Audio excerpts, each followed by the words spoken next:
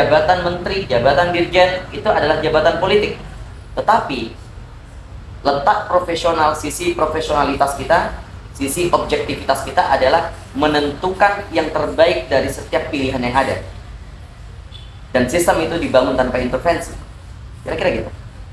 Subjektivitas pasti tetap ada. Namanya juga jabatan politik, itu harus dipahami dan harus diakui suka tidak suka oleh setiap orang.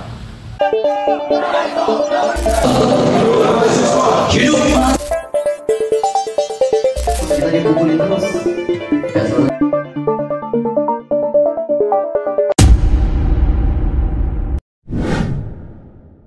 Selamat datang dan kembali lagi di FVM For Your Motivation bersama saya Diva dalam mengulang cerita satu periode. Dalam gemuruh mata air sejarah yang mengalir, kita akan menyelami detik-detik karya paripurna muncul sebagai simbol kemanusiaan, keadilan, dan kebersamaan. Dengan pena sejarah yang menari di atas kertas waktu, kita akan mengurai kisah-kisah yang penuh warna, membiarkan catatan kisah ini mengalun layaknya melodi sejarah yang tak terlupakan. Merupakan hari yang sangat spesial, saya duduk di sini bersama Presiden Eksekutif Mahasiswa Universitas Brawijaya, Kak Rafli Raihan Al-Hajri. Selamat datang, Kak. Terima kasih sudah diundang di For Your Motivation, Kementerian Presiden MUB tahun 2020.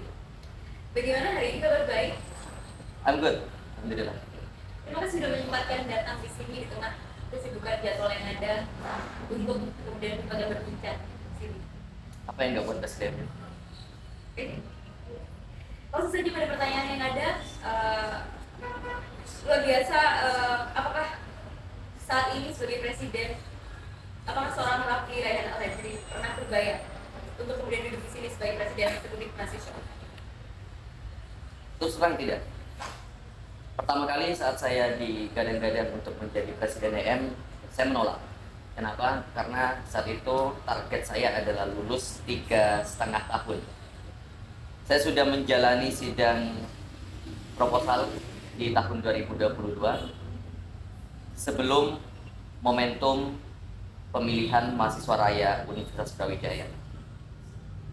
Saya baru ditetapkan sebagai presiden EM, sebagai calon presiden EM di hari terakhir pendaftaran calon presiden dan wakil presiden EM, tepatnya di hari Jumat pada saat itu pukul 10 pagi, penutupan itu pukul 5 sore. Lalu kemudian apakah yang akhirnya membuat Anda yakin akhirnya mengesampingkan impian Anda untuk lulus 3,5 tahun lalu kemudian mencalonkan diri sebagai presiden pada saat itu? Tidak ada yang spesifik sebetulnya, tetapi yang pada akhirnya memacu saya untuk kemudian mengambil peran menjadi calon presiden EM pada saat itu adalah komitmen dan dukungan dari kawan-kawan terdekat saya, termasuk keluarga besar Fakultas Hukum yang pada saat itu mencoba untuk mendorong saya, dan sekaligus beberapa rekan-rekan di lintas fakultas. Kira-kira begitu. Lalu saat ini setelah Anda menjabat sebagai presiden dengan tujuan Anda tercapai, proses seperti apa yang telah Anda lalui untuk kemudian Anda menjabat sebagai presiden? Banyak proses yang sudah saya lalui sebelum pada akhirnya saya berada di posisi hari ini sebagai presiden EM. Salah satu yang paling saya ingat adalah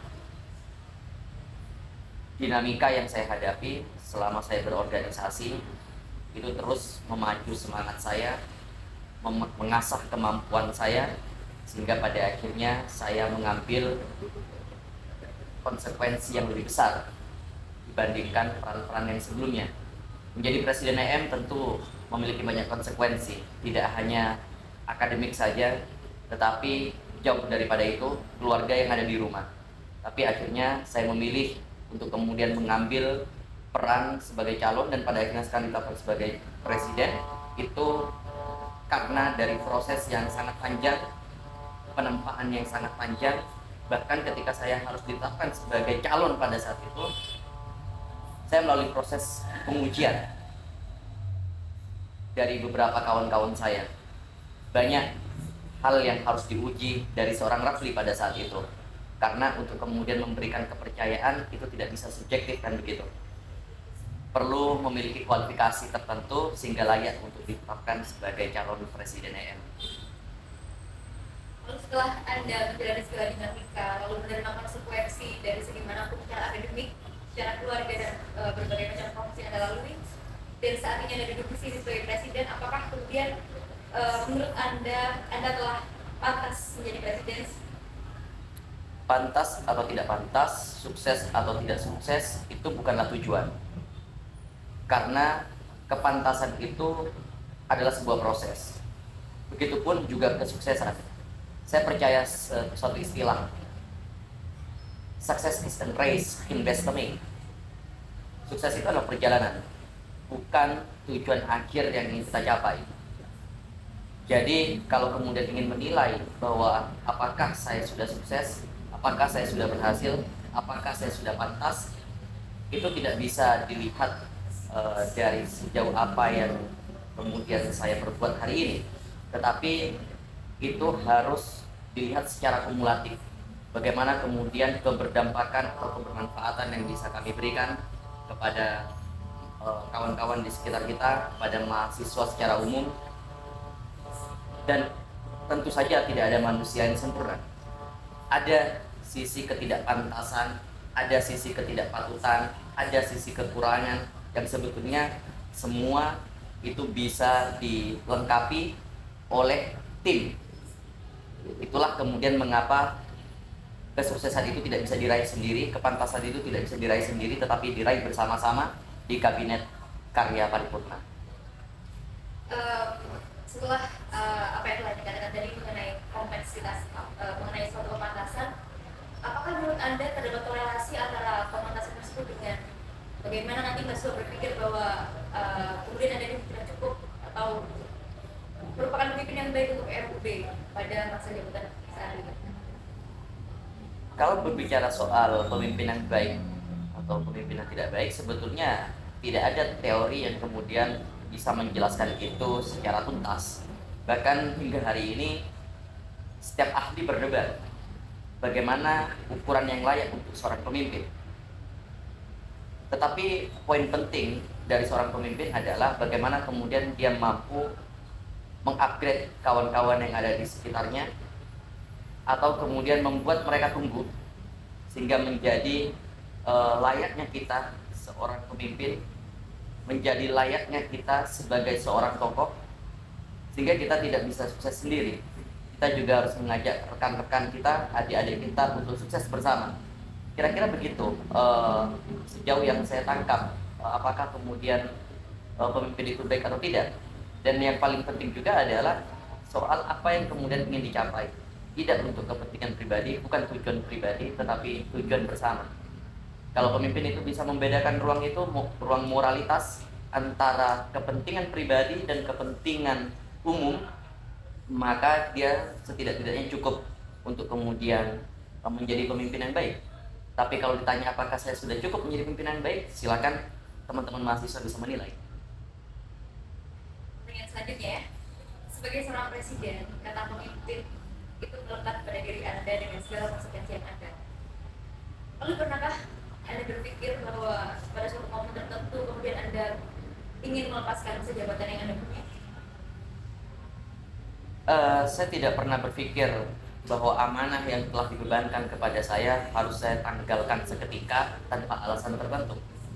Amanah yang diberikan kepada saya itu berasal dari 13.000 mahasiswa yang pada saat itu memilih saya.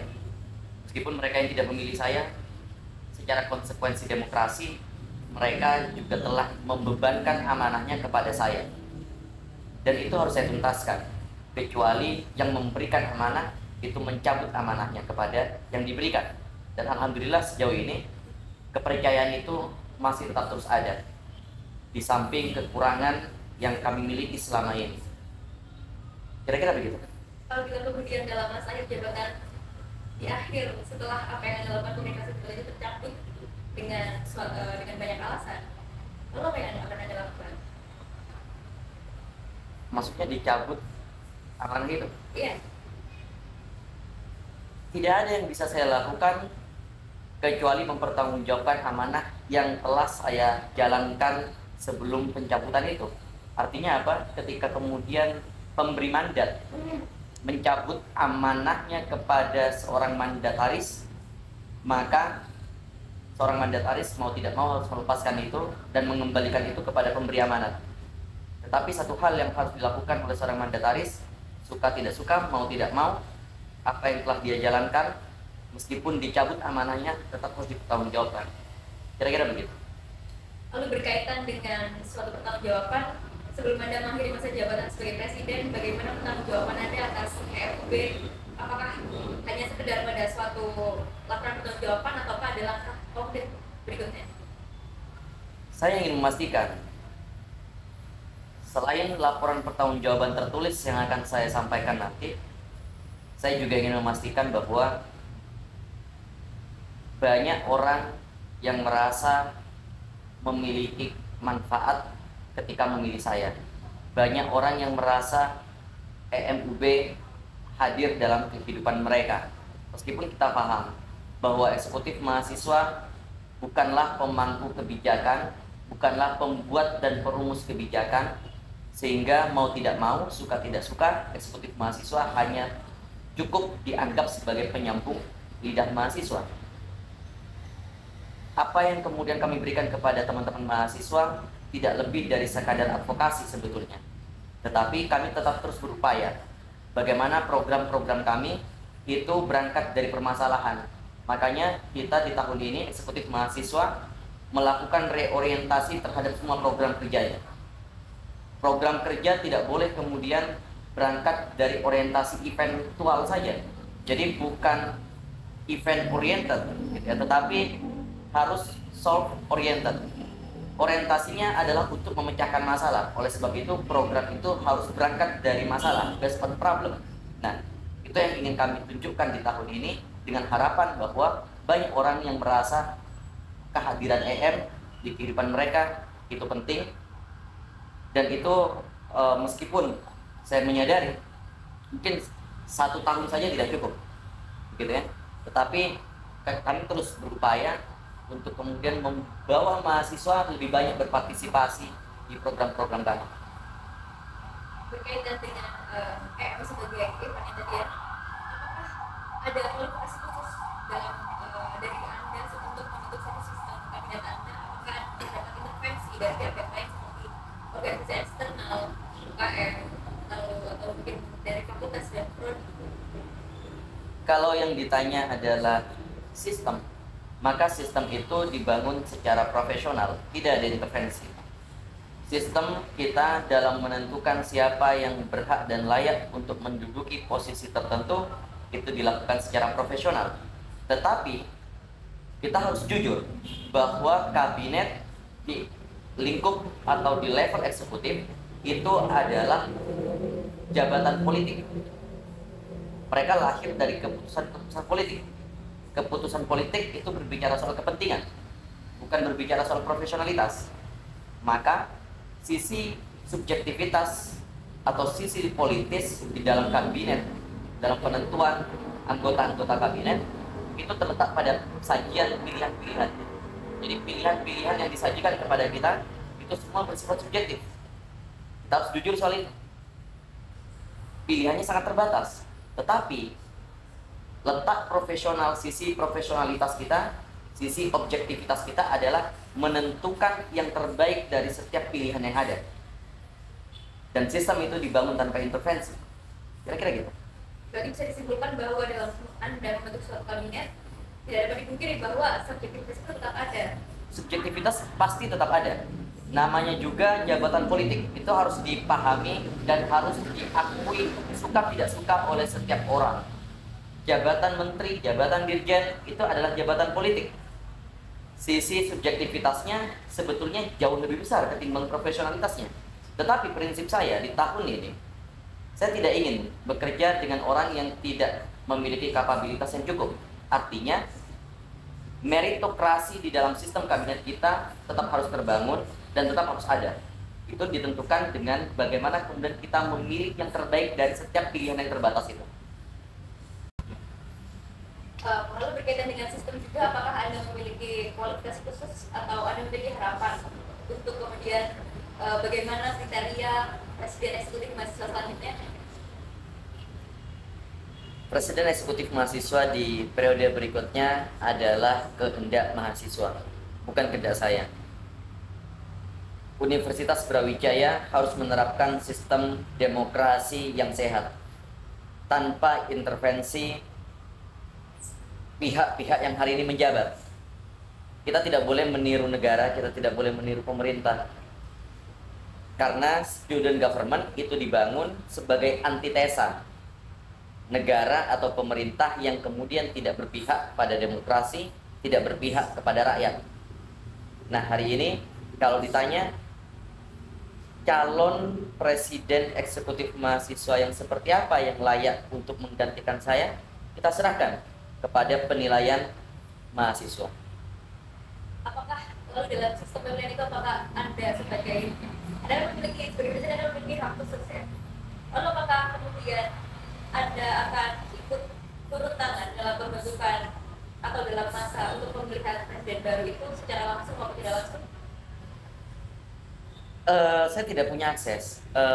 Kalau yang kita ketahui di dalam undang-undang DPM mengenai pemilihan mahasiswa raya Universitas Brawijaya di tahun 2023 ini, kewenangan pemilihan mulai dari pembentukan panitia sampai proses menjalankan kepanitiaan itu berada di bawah kontrol lembaga legislatif yang sekaligus menjadi panitia pengarah.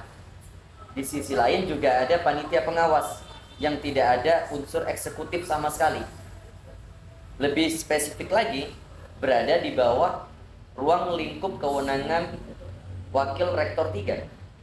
Sehingga kalau ditanya apakah saya memiliki potensi untuk kemudian mengintervensi proses pemilihan, ruang-ruangnya saja tidak memungkinkan untuk itu. Bagaimana kemudian saya berpartisipasi secara langsung maupun tidak langsung? Saya hanya berharap begini, bahwa proses pemilihan di tahun 2023 nanti itu sama seperti yang saya alami di pemilihan tahun 2022. Prosesnya tenang, lancar, dan tidak ada black campaign, baik dari panitia maupun dari setiap pasangan calon yang ada nantinya. Semuanya berjalan dengan sehat dan lancar. Apabila kemudian proses itu berjalan secara tidak sehat atau terjadi black campaign, apakah Anda akan melakukan sesuatu untuk hal itu, atau apakah Anda akan melakukan langkah konkret tentang hal itu? Sekali lagi saya tidak bisa mengintervensi terlalu jauh setiap proses pemilihan, baik dari panitia sampai pada penetapan pasangan calon ya. Bahkan mungkin sampai pemilihan nanti. Yang bisa saya lakukan adalah memberikan influence kepada publik bahwa demokrasi itu harus dijalankan dengan baik dan sehat.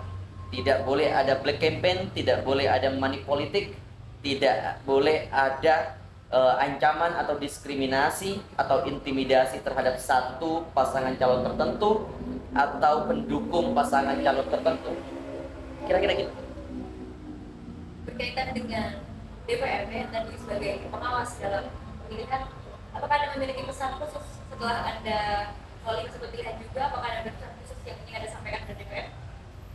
Saya berharap kedua lembaga, baik eksekutif maupun legislatif, bekerja secara optimal sesuai dengan fungsinya masing-masing, berkolaborasi tanpa harus menanggalkan kritisisme. Kita ingin mengajak kawan-kawan DPM untuk berkolaborasi dalam demokrasi tanpa harus menanggalkan sikap kritis mereka terhadap kami. Silakan kritik kami dan biarkan kami membuktikan kerja-kerja kami dengan program-program kami yang sudah berjalan sejauh ini. Berarti apakah terjadi sebuah kritisisme sebelumnya pada masa jabatan Anda? Saya kira ada beberapa kritik yang sudah disampaikan oleh DPM kepada kami dan kami sangat senang dengan setiap kritik yang disampaikan oleh DPM. Mungkin yang terakhir ya, apakah Anda memiliki kesan atau pesan untuk mahasiswa Universitas Brawijaya ke depan? Saya hanya berharap mahasiswa Universitas Brawijaya baik di kampus utama maupun di luar kampus utama memiliki partisipasi yang lebih besar lagi, yang lebih baik lagi, yang lebih bermakna lagi, meaningful participation dari setiap elemen mahasiswa untuk eksekutif mahasiswa maupun terhadap Universitas Brawijaya secara institusional, karena kita menyadari betul selama kita memegang amanah di eksekutif mahasiswa, kita melihat ada banyak kawan-kawan mahasiswa kita yang tidak memiliki akses yang sama. Misal mereka yang tersegmentasi di luar kampus utama, mereka merasa dianaktirikan, mereka merasa tidak bisa diakomodasi secara baik oleh institusi. Kita berharap semuanya memiliki keterlibatan penuh, dan eksekutif mahasiswa di tahun 2024 nanti harus lebih baik lagi, harus lebih banyak menjangkau seluruh mahasiswa Universitas Brawijaya yang jumlahnya sekitar 70.000. Itu tidak mudah, dan itu yang terbesar di Indonesia. Dan pemira mahasiswa atau pemilihan umum di level mahasiswa terbesar ada di Universitas Brawijaya. Tahun 2022 lalu, partisipasi pemilih itu berjumlah sekitar 24.000. Bayangkan, di saat kampus-kampus yang lain partisipasi sangat minim, hanya sekedar 2.000, 3.000, mungkin paling mentok 7.000 atau 8.000. Kita di atas 20.000, kita melampaui 20.000, dan itu merupakan harapan besar mahasiswa kepada kita sebagai orang yang diberikan mandat. Kira-kira begitu.